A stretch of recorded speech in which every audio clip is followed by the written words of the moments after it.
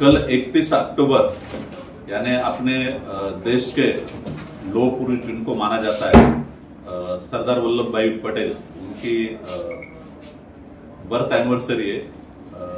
उसके लिए वो राष्ट्रीय एकता दिन करके मनाने का है, तो उसके लिए मैराथन का आयोजन किया है।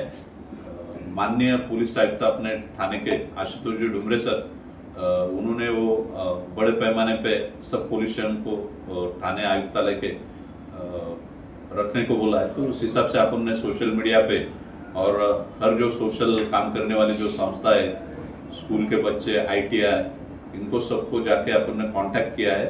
और ये सब बच्चे कल सवेरे अपने रेलवे स्टेशन से लेके दारुल फलाह जो मस्जिद का जो पॉइंट है वहां तक राष्ट्रीय एकता दौड़ के लिए दौड़ने वाले उनको उनके पास अच्छे से बैनर दिए जाएंगे, उनको सबको टी-शर्ट देने वाले अपन, और ऐसा एक अच्छा प्रोग्राम कल अपन अरेंज करें। टाइमिंग क्या रहेगा सर?